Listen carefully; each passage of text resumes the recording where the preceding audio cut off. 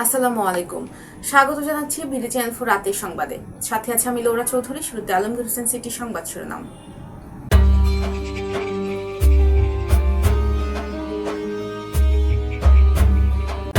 সারা দেশে পুলিশের বিশেষ অভিযানে 33,000 গ্রেফতার। কাঁঠাল নিয়ে ঝগড়ায় বাবাকে হত্যা, ছেলে ও পুত্রবধূ গ্রেফতার। কটিয়াদীতে ট্রেনে কাটা পড়ে একজনের মৃত্যু।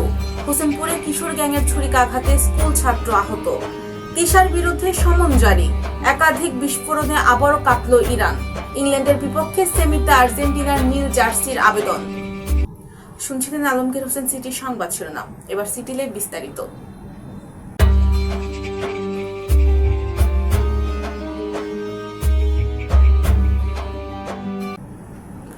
বাংলাদেশ পুলিশ গত 1 মে থেকে 12 জুলাই পর্যন্ত দেশের বিভিন্ন স্থানে অভিযান চালিয়ে চলমান বিশেষ অভিযানে 32,908 জনকে গ্রেফতার করেছে। এছাড়া অন্যান্য মামলা ও অভিযানে গ্রেফতার হয়েছে 83,817 জন।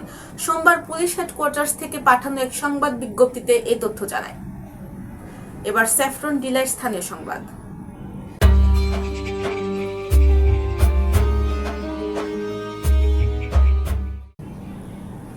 কিশোরগঞ্জ সদর উপজেলার মাইজখাপনু ইউনিয়নের চৌধুরীহাটি গ্রামে কাঁঠাল নিয়ে ঝগড়ায় নিজ বাবাকে হত্যার ঘটনায় দায়ের করা মামলার আসামি ছেলে ও পুত্রবধূকে গ্রেফতার করেছে রেব 14 CPC-2 কিশোরগঞ্জ ক্যাম্পের একটি আভিযানিক দল।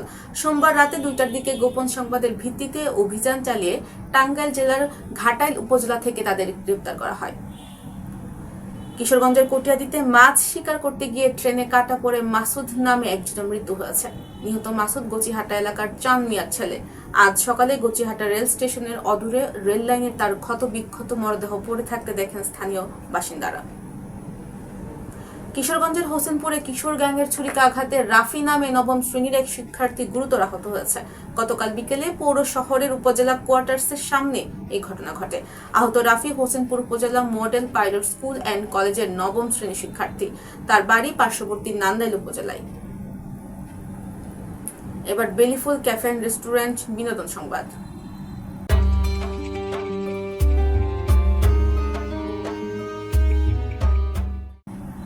ছোট পর্দার জনপ্রিয় অভিনেত্রী তানজিন তিশার বিরুদ্ধে প্রতারণা ও বিশ্বাস ভঙ্গের মামলায় সমন জারি করেছেন আদালত। রবিবার ঢাকার চিফ মেট্রোপলিটন ম্যাজিস্ট্রেট আদালতের 10 কোর্টের ম্যাজিস্ট্রেট মোহাম্মদ জোয়েল রানার আদালত অনলাইন ফ্যাশন পেজ অ্যাপোনিয়া কর্তৃপক্ষের দায়ের করা মামলায় এই আদেশ দেন। এবার জীবনদীপ হেলথ সেন্টার আন্তর্জাতিক খবর।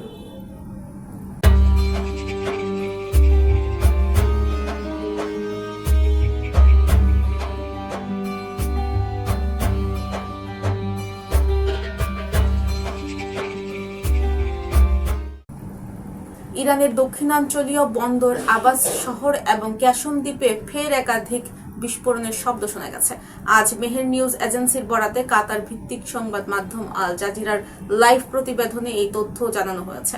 তবে সর্বশেষ এই হামলায় কোনো হতাহত, আবাসিক এবং বাণিজ্যিক অবকাঠামো ক্ষতিগ্রস্ত হওয়ার খবর এখন পর্যন্ত পাওয়া যায়নি।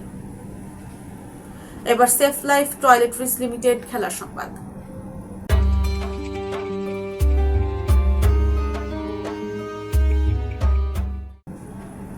দ্বিতীয় সেমিফাইনালে আগামী বুধবার আটলান্টায় মুখোমুখি হতে যাচ্ছে আর্জেন্টিনা ও ইংল্যান্ড। এই হাই ভোল্টেজ লড়াইয়ের আগে বিশ্ব ফুটবলের সর্বোচ্চ সংস্থা ফিফার কাছে একটি বিশেষ আবেদন করেছে বর্তমান চ্যাম্পিয়নসরা। ঐতিহ্যবাহী আকাশী সাদা জার্সির পরিবর্তে তারা ইংল্যান্ডের বিপক্ষে অ্যাওয়ে অল ব্লু বা নীল রঙের জার্সি পরে মাঠে নামতে চায়। দর্শক, সংবাদ শেষ করার আগে ম্যাপেল ইন্টারন্যাশনাল স্কুল সংবাদ শিরোনামগুলো আরও একবার।